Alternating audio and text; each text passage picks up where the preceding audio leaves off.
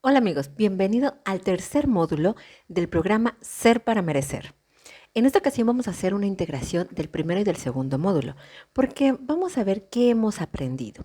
En el primero aprendimos un poco de la importancia de la historia clínica y del para qué ir inspeccionando nuestro pasado, porque en este módulo queremos que ya tú hagas una integración y vamos a tener una resignificación de ciertas cosas. Como te había dicho, si has hecho tu tarea hasta ahorita, te vas a dar cuenta que has encontrado ciertos puntos detonadores de cómo eres actualmente y de por qué eres así. También cuando analizaste tu genograma, es posible que te dieras cuenta cómo estás repitiendo ciertas actitudes, acciones, enfermedades, situaciones, que eso te va a dar una claridad de decir, uy, no es de la nada.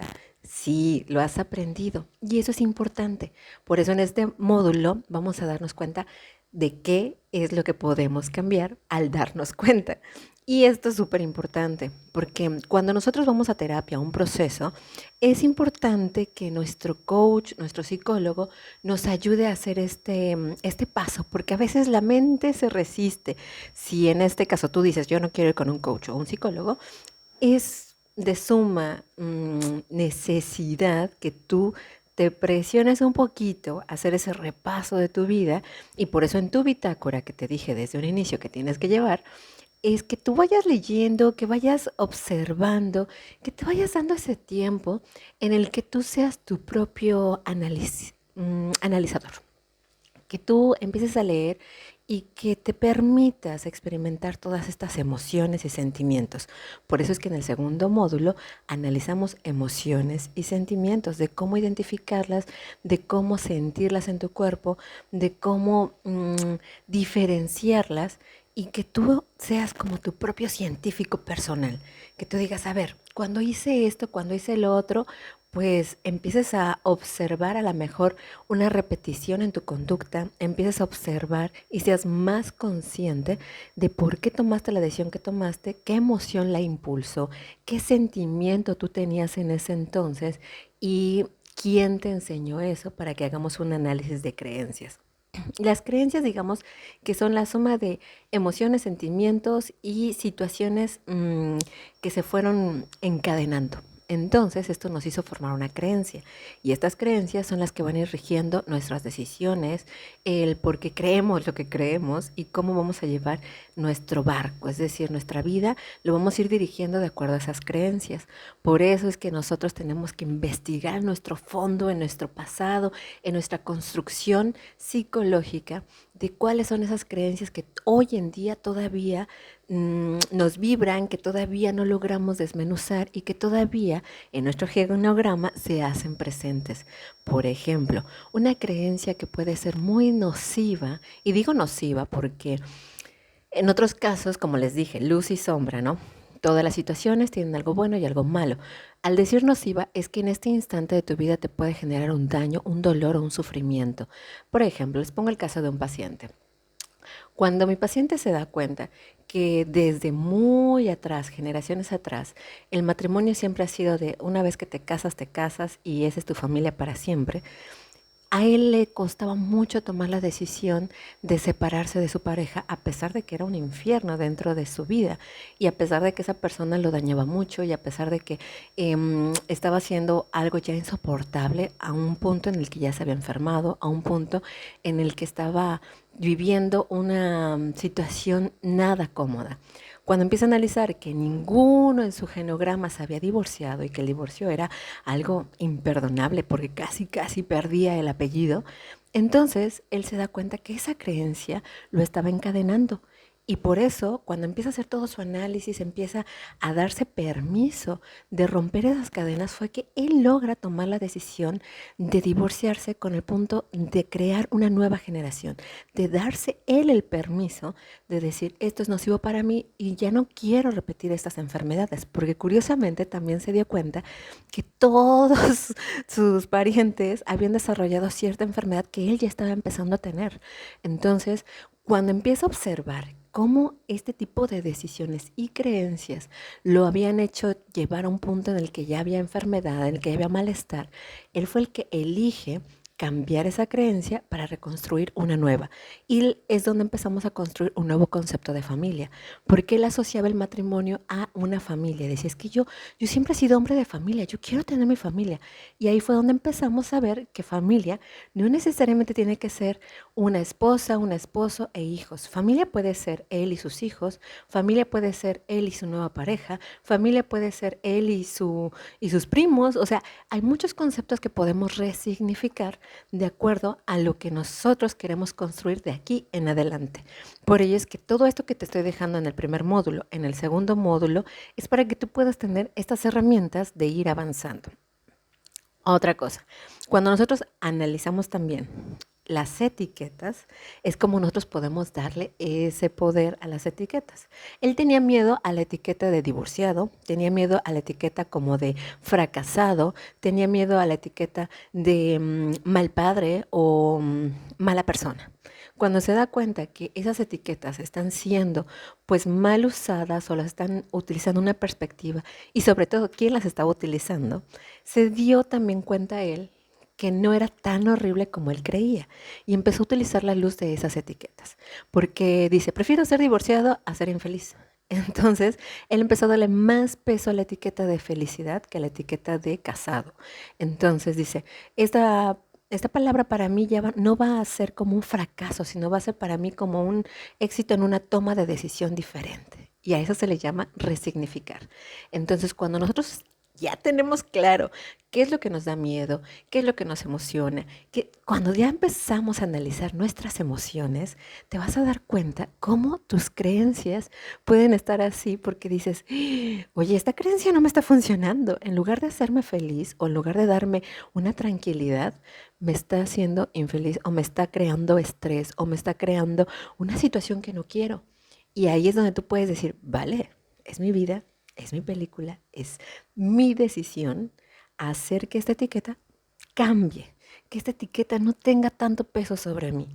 Y cuando tú haces esto, que es un avance muy grande, es porque ya te diste el permiso de analizar tu historia de vida, de dónde provienen tus creencias, tus emociones, tus sentimientos, y ya has logrado un súper cambio porque estás enfocado en analizarte a ti, sin tu familia, sin tu núcleo social, sin nada de eso. Porque este es el módulo en el que vamos a observar cuál es la importancia de todo este punto. En las láminas que les mandé hay un modelo que se llama biopsicosocial.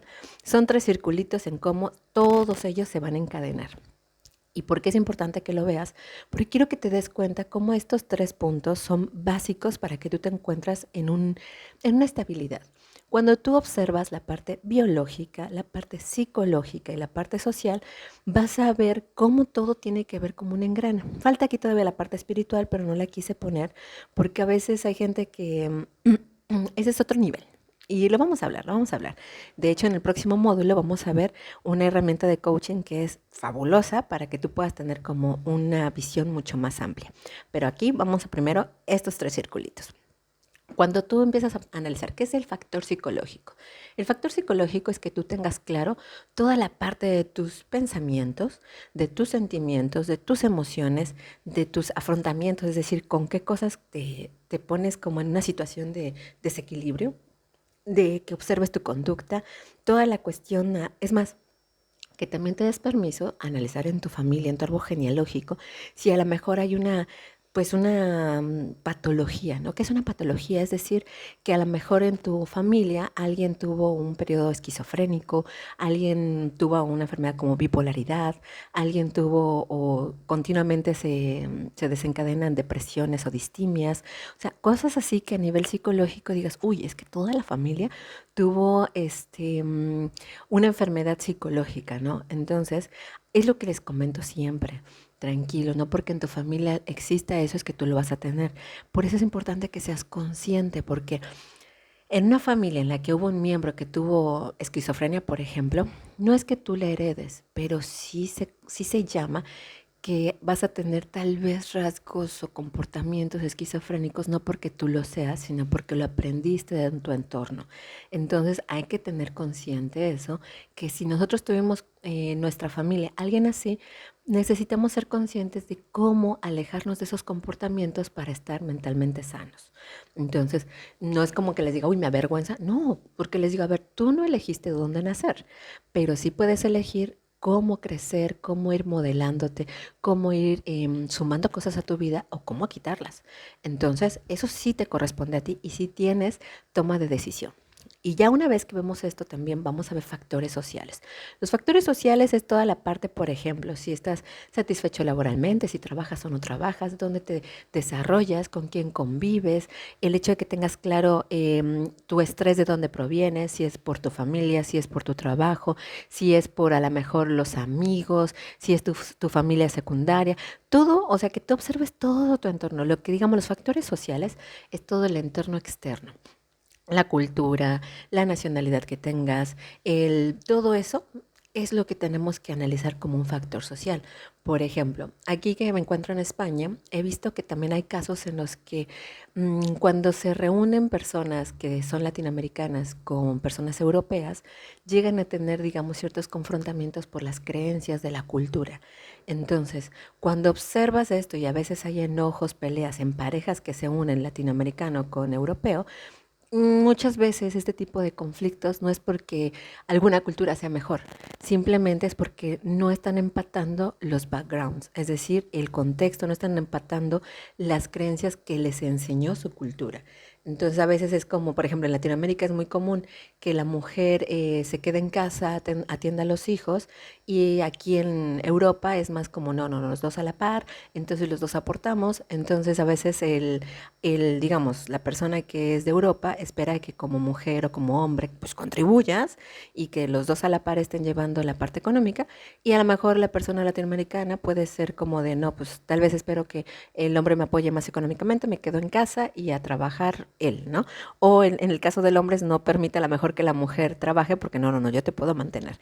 A veces hay ese tipo de creencias, no digo que todas sean así, pero ese tipo también de creencias tiene que ver con nuestro factor social. Así que también por eso es importante que cuando tú decidas con quién te juntas o con quién vas a realizar una pareja, puedes observar este tipo de circulitos, ¿no? Su factor social, su factor psicológico y su factor biológico, porque todo eso pues sí te va a llegar a, no totalmente a afectar, pero sí influir, que es distinto. Entonces, ahí está un tip por si quieren pues juntarse con una persona, tener una pareja. Ahí les dejo ese puntito, que tomen en cuenta esta situación. Después del factor biológico, ¿por qué es importante? Porque sí, es cierto que las cuestiones psicológicas influyen en enfermedades y todo, pero también la cuestión biológica. Sí les he dicho que más que heredar genes, heredamos comportamientos, sí, pero no podemos quitar de encima que también traemos los genes, que traemos parte de la genética. Por ejemplo, hay gente que ha querido adelgazar mucho y quiere verse súper delgada, pero si su genética es de huesos anchos, por mucho que haga dietas, por mucho que es más, se vuelva bulímica, anoréxica, lo que sea, nunca va a tener una estructura tan delgada como a lo mejor una persona que proviene de una situación ósea más delgada y más que sea condensada, estrecha, ¿no? Entonces son cosas que tenemos que tener en cuenta, porque mucha gente llega a una frustración a caer en ¿qué será? En una situación de riesgo de su salud por querer alcanzar cosas que su biología no le permite. Entonces, cuando tú analizas tu biología, también es como el aceptarte, decir, vale, este es mi cuerpo, esta es mi estructura, ¿qué es lo mejor que puedo hacer con esto? Y es donde entra el amor propio, el autocuidado, el que tú reconozcas que tu genética es la mejor y que puedes hacer lo mejor con esta genética y que tienes que cuidar tu fisiología, tu anatomía, y todo esto que ya traes integrado. Entonces, siempre es como el hecho de, como les digo, ¿no? Por eso me encanta lo de la luz y la sombra. Todo tiene algo bueno y algo malo. Y acepta ambos polos para que saques lo mejor tanto de la luz como de la sombra. Entonces, es como, ok, dices, bueno, a ver, ¿cuál es la ventaja de tener una masa muscular de huesos anchos, ¿no? O una masa muscular a lo mejor más densa, ¿no? Que tú también investigues cuáles son las ventajas de tener un cuerpo como el que tienes. Y cuando dices, bueno, a ver, ¿cuál es el grado óptimo que puedo tener? sí, podemos aspirar a siempre estar en el grado óptimo. Sin embargo, también tener claro que no podemos sobrepasar de eso y no porque no queramos. Me encanta hacer referencia a un autor o un artista de México, Elodín Dupeirón, que decía, pues sí, sé que amas cantar, pero no puedes cantar ópera porque tu registro vocal no da para cantar ópera. Entonces, cuando nosotros decimos, no, pero tú puedes, inténtalo, llegamos a frustrarnos porque nuestro cuerpo no está apto para hacer eso. Pero eso no quiere decir que no pueda ser cantante. A lo mejor puede ser cantante y famoso, pero tal vez no de ópera. Entonces es lo mismo que les digo. A veces tal vez no vas a ser modelo de estas de Victoria's Secret, pero a lo mejor sí puede ser modelo de otra marca que permita un cuerpo como el tuyo. Entonces es esa parte que no nos enfoquemos en lo que no se puede, sino más bien en lo que sí se puede. Por eso es que tengas claridad de este círculo biológico en el que una vez que tú digas, ok, esta es mi biología, este es, digamos, mi grado óptimo, voy a mantenerme en ese grado óptimo por amor propio. Y también en lo que habíamos dicho, las otras tres esferas son muy importantes que las tengas claras, analizadas y que tú te des ese permiso de que eso siempre lo tengas al pendiente cuando vayas a tomar una nueva decisión, vayas a crear un nuevo comportamiento o estés avanzando en este crecimiento. Como les digo, cuando tú ya te haces la pregunta o la situación de ya me di cuenta y ahora qué, esto ocurre muchas veces con la gente que decide tomar, terapias o sobre todo psicoanálisis. Les cuento un poquito. Cuando yo tomé psicoanálisis, fue interesante que me llegaba a frustrar cuando ya me daba cuenta de cosas, porque decía, bueno, ya me di cuenta de esto, ¿y ahora qué? ¿Qué voy a hacer? Y mi psicoanalista nunca me ayudó en realmente en tomar acción en algo de eso, ¿no? Nada más era como, bueno, pues casi usted elija, ¿no? Y yo, uy, me frustraba y decía, ¿y ahora cómo voy a hacer esto, no? Entonces, el psicólogo no te va a decir qué hacer, porque eso está prohibido. El psicólogo yo lo veo más como si fuéramos un acompañante, entramos a una habitación oscura y el psicólogo tiene una lámpara que te dice, mira, ahí hay una puerta, hay una ventana, hay esto, y te ayuda a ir alumbrando estas como salidas, opciones que tienes y que tú seas más consciente de verlo, ¿no? Que por eso hacen su historia clínica, por eso es que hablas con él y por eso es que el psicólogo te va conociendo para que te vaya mostrando diferentes áreas, porque a veces nos cuesta eso hacerlo nosotros mismos. Por eso les digo, este programa no es para evitar que vayas al psicólogo o a un coach. Este programa es para que tú puedas ayudarte poco a poco, pero también lo ideal sería que pidieses apoyo con gente profesional. Pero si tú dices, no tengo el dinero, no tengo el tiempo, está bien. Por lo menos apóyate tú y haz el esfuerzo en que tú seas este entrevistador, esta persona que te va a tener paciencia para ir analizando todo esto, ¿no?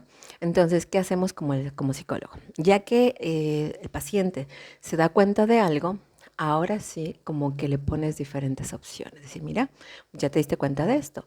Pues, así como que podemos hacer esto, o esto, o esto, o esto, o esto, o esto. ¿Tú qué quieres? ¿Por qué? Porque el paciente es el único que se va a hacer responsable. Al final el psicólogo no te puede decir qué hacer, porque al final el psicólogo no va a vivir la repercusión de esa toma de decisión. Y el paciente tiene que estar consciente de que una vez que elige eso, él es el único que se va a hacer responsable del resultado de esa decisión. Es por eso que el psicólogo no te va a decir, tienes que divorciarte, tienes que decirles a tu hijo, no, no, no, no, no. Entonces, el psicólogo te puede decir, mira, bueno, ya te diste cuenta de esto, ya has visto estas experiencias, ya me has contado esto y esto y esto. ¿De qué te das cuenta y qué te gustaría cambiar? Entonces, ahí es donde tú puedes decirte, a ver, ya me di cuenta de esto, ahora, ¿por qué pasó esto, no? Ujú. Entonces, bueno, a lo mejor fue porque no puse límites, ¿vale? Entonces, ¿cómo te gustaría poner límites? ¿Cómo te gustaría ahora que tu palabra tenga más valor? ¿Qué cositas podrías realizar para que tú te vayas acostumbrando a tener una nueva dinámica? Y ahí es donde, en mi caso, yo les pongo como ejercicios de práctica, ¿no? Les pongo a lo mejor algunos experimentos que se den permiso a hacer para que vayan cambiando conductas. Miren, el cerebro como tal no olvida. No, lo que hace es reemplazar. Entonces, si tu cerebro ya tiene una dinámica aprendida, lo que va a hacer es volver al patrón, volver al patrón. Porque aunque digas, no pienses, no hagas, no, el cerebro no olvida. Entonces, ¿qué necesita que el cerebro haga? Es como ponle algo nuevo que reemplace. Si antes a lo mejor te enojabas porque hacía, no sé, tu niño pintaba la pared, ahora tú mismo di, cuando pinte la pared mi hijo, en lugar de enojarme, voy a ir, voy a abrazarlo y decirle, a ver hijo, te voy a poner una cosa diferente y vamos a pintar tú y yo en una cartulina. Ponte algo que tú puedas como reemplazar en la actitud que quieres reemplazar. Entonces, porque no es como que, no, cuando te veas esto, no te enojes. Así no funciona. Entonces, lo que hacemos es como experimentar cosas nuevas y por eso es que tengas tú claro qué te gustaría reemplazar. Ya identificaste, ya me di cuenta que cada vez que mi novio me dice tal cosa, me enoja. ¿Vale? Ya te diste cuenta, perfecto. Ahora, ahora sí que cuando mi novio me diga gorda o me diga loca, algo así, en lugar de ir y gritarle y eso es como, voy a decirle alto, no quiero esto, no voy a permitir que me digas esto. O decir, ¿sabes qué? Que me voy a quedar callado, lo voy a ver y le voy a decir, la palabra que me acabas de decir, sabes que me lastima. Entonces tú elige qué comportamiento quieres reemplazar. Y reemplazas a lo mejor de llegar y gritar y decirle y afrontarlo y ponerlo contra la pared, a decir, no, ya no voy a hacer eso. Ahora mi reto va a ser que cuando me diga esto, yo voy a hacer, me voy a callar y voy a decir, esto no me gusta. Ya para ir terminando este módulo, ya que te diste cuenta, ya que decidiste con qué vas a reemplazar este nuevo comportamiento, es una forma en la que tú vas a ir practicando. Y también lo que podemos hacer es que una vez que te das cuenta, vamos a ir resignificando. Resignificar es que si tú antes creías que el abandono había sido lo peor, ahora veas ese abandono o esa situación que te dolió mucho, como el que te hayan lastimado, el que te haya regañado papá o mamá, el que lo que sea, que ahora tú le des un significado positivo. Por ejemplo, siempre alguna situación va a tener una consecuencia mala y buena, pero tú vas a elegir en qué cara lo ves. La mayoría la vemos del lado negativo porque es la emoción que en ese momento nos hizo más enganche o nos hizo más ruido o nos pudo lastimar más, ¿no? Por ejemplo, una situación muy dolorosa podría ser a lo mejor que hayas tenido un accidente y que hayas perdido tal vez una parte de tu cuerpo, ¿no? Es dificilísimo que en ese momento tú puedas ver algo positivo. Sin embargo, lo que podríamos hacer es que decir, bueno, vale, ya vivimos el sufrimiento de esto, de esta pérdida, ¿qué podríamos encontrar? Cuando tú empiezas a observar que así que en tu recuperación desarrollaste otros músculos, que gracias a esto tal vez te das cuenta que puedas inspirar a otras personas porque vean tu ímpetu, porque lograste a lo mejor que otra gente se salvara, porque depende, toda la situación que podemos analizar, toda podría tener una cuestión positiva. Cuando la gente llega en un punto en que me dicen, no veo nada positivo, no veo lo que tú me dices, ¿no? Ok, hacemos un punto en el que analizamos más a fondo de lo que podría sacar, porque hay gente que es cierto, cuando llega a tener una situación así, se estanca tanto en el dolor, en el sufrimiento, que no ha logrado observar el potencial de esa situación. Por ejemplo, hay gente que se pone en una depresión y no quiere salir de casa y le puedes decir, mira, si tú decides aceptar este hecho como un hecho, podemos construir de aquí en adelante algo, como a lo mejor el que tú empieces a compartir este dolor con alguien y que ese dolor le sirva a otra persona para decir, wow, esta persona ha sufrido más que yo y lo está intentando. Y a veces nuestro dolor inspira a otras personas a que se den cuenta de que no es lo último que hay. Entonces, hay muchísimas cosas que nos pueden impulsar a que de lo más malo que nos haya pasado, podamos sacar algo bueno. Entonces, pero para que esto pase, primero siempre les dejo una tarea a todos mis pacientes, que es hacer una limpieza profunda.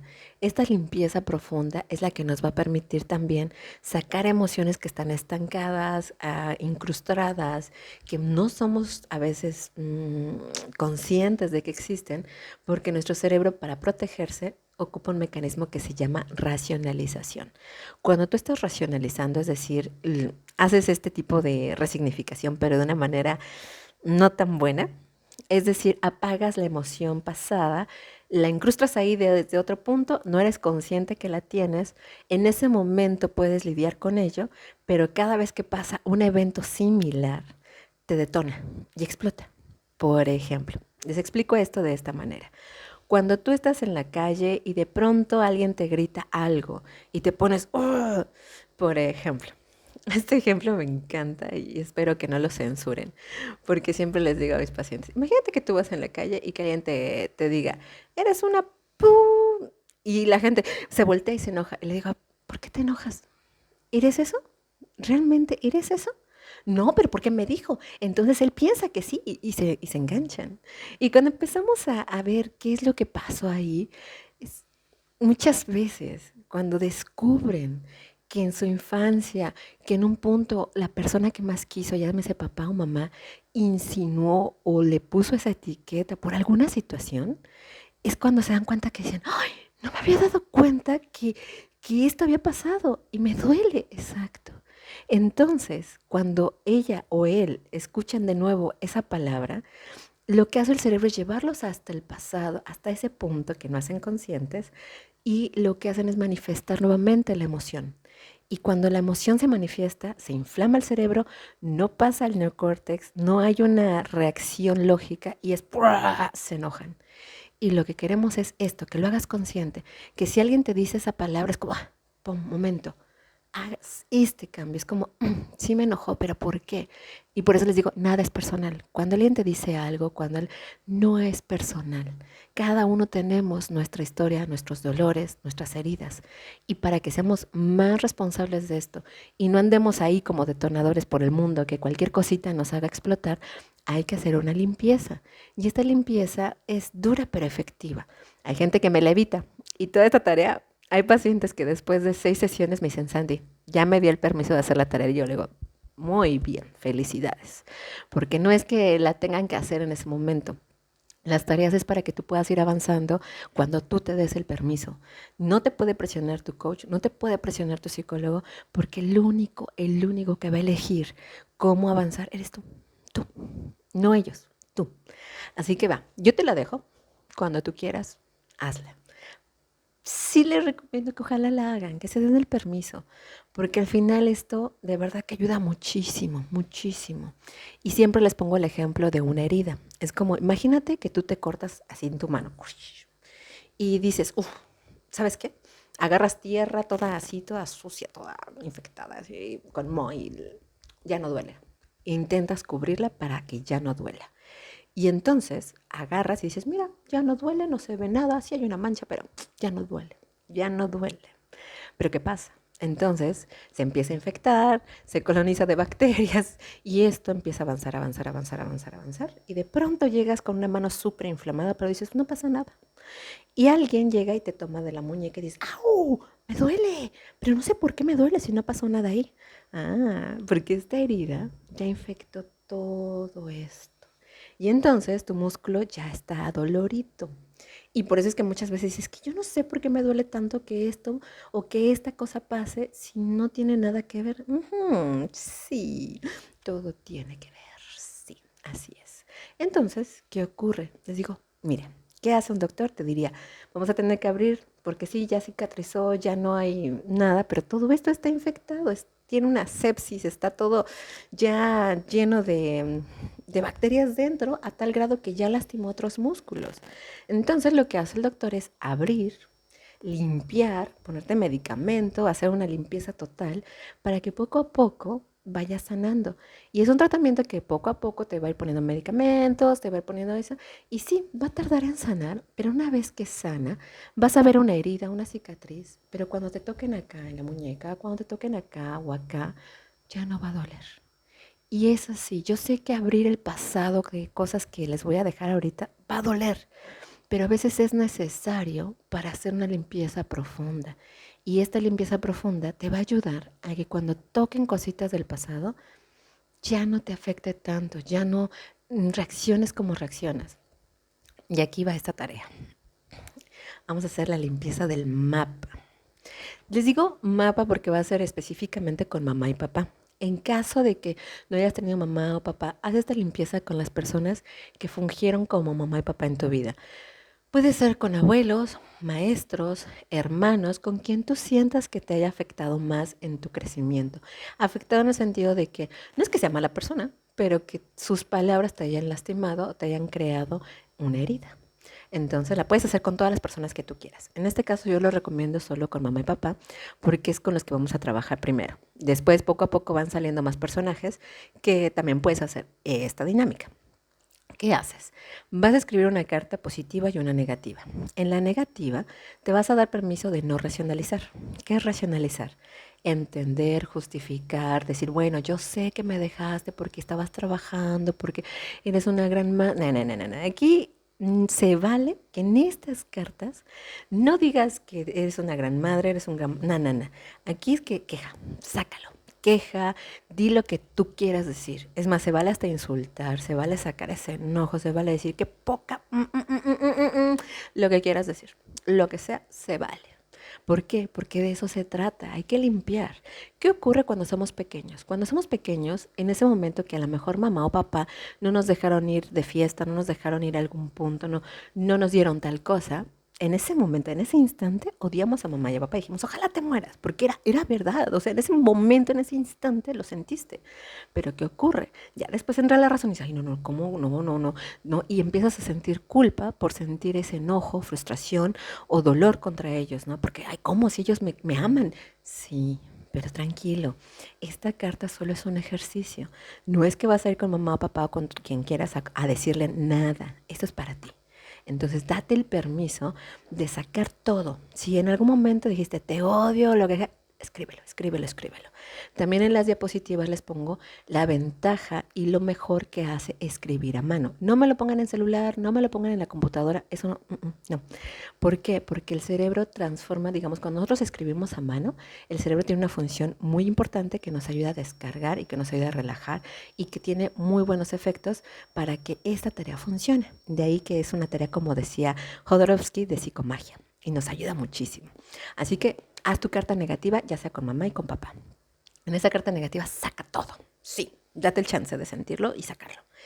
Después, ya que escribiste, para que el cerebro sienta que ya no necesita recordarlo, háblalo, pero a solas, por favor. Cuando nadie te escucha, te subes ya sea a un lugar recóndito donde tú quieras que nadie te escuche y háblalo, sácalo, léela. Si tienes ganas de llorar, llora. Si tienes ganas de gritar, grita con una almohada. El punto es que lo saques. Hay gente que me dice, tengo ganas de golpear a alguien.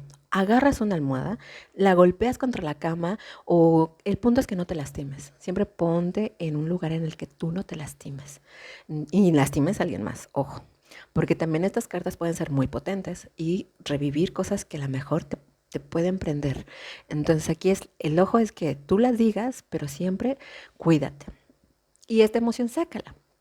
Puedes gritar, puedes golpear, pero una almohada, ojo, ¿eh?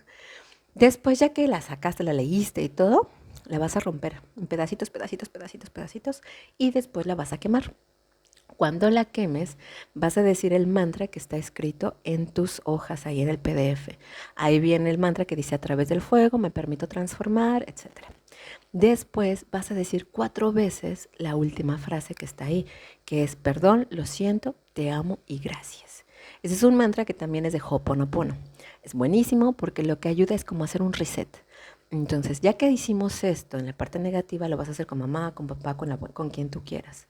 Después vamos a hacer la carta positiva. La carta positiva, ahí sí te pido que seas consciente de todo lo que te han aportado ellos, que si te ayudaron en la escuela, que si te dieron abrazos, que si te lo que les puedas agradecer. El agradecimiento nos ayuda también a ver las partes que esas personas nos sumaron, desde algo tan mínimo como a lo mejor tal vez en tu vida solamente te dio y te calentó un vaso con leche. Si es algo que a ti en ese momento te brindó una alegría, te dio una facilidad, te ayudó a que en ese momento tuvieses una sonrisa, ponlo. Porque hay gente que me dice, es que no me dio nada bueno, nada. Y digo, ¿nada? Ni siquiera a lo mejor que te brindara un techo cuando no tenías nada. Bueno, eso ponlo. porque hay que agradecer hasta lo mínimo, hay que agradecer hasta la mejor el hecho de que te pudiese dejar con un tío, que ese tío te dio una mejor vida, porque a lo mejor tu mamá o tu tío o tu papá no podían dártelo. Entonces, agradeces que ellos también se pudieron desapegar para que tú pudieses tener una mejor vida. Todo eso, lo positivo, lo vas anotando también. Y esa carta ya tú eliges. Tú eliges si la puedes entregar a la persona, a tu mamá, a tu papá o a quien tú quieras. O también se vale que la rompas, la leas, la rompas y ya sea que la siembres en un árbol, en una plantita, o la vayas así como a esparcir en el mundo, como que esa energía positiva se vaya al universo. Eso tú lo eliges. Y una vez que haces esto, vas a empezar también a ser más consciente de que te estás liberando de lo pasado y que estás agradeciendo lo que sí hay. Entonces, con eso, tú vas a darte cuenta que cuando llega a pasar algo, tu cerebro ya lo va a identificar como, ok, pasó, pero ya lo solté. Ya no tengo necesidad de reclamárselo a mi mamá, ya no tengo necesidad de que se lo tenga que gritar al mundo, porque ya lo saqué. Y ese es el punto de hacer esta tarea, que hagamos la limpieza de nuestra base para que comencemos una nueva historia, porque sí, pasó. Sin embargo, nosotros podemos elegir cómo vivir de aquí en adelante esta historia y de cómo podemos reconstruirla. Eso es resignificar, eso es también tener otra percepción de lo que nos ha pasado, de lo que nos ha dolido, de lo que nos sentimos tal vez como una víctima, que ahora les digo, ok, tal vez fuimos víctimas porque no éramos conscientes, pero ahora que ya estás siendo consciente, sé el héroe de tu vida, sé esa persona que te va a rescatar, sé esa persona que te va a hacer que tengas la historia maravillosa, sé esa persona que toma decisión sobre su vida, ¿vale? Yo espero que este módulo te haya gustado y nos vemos más tarde en el siguiente módulo, que ya vamos a empezar a tener técnicas de coaching para que tú puedas tomar acción sobre ciertas circunstancias. Nos vemos.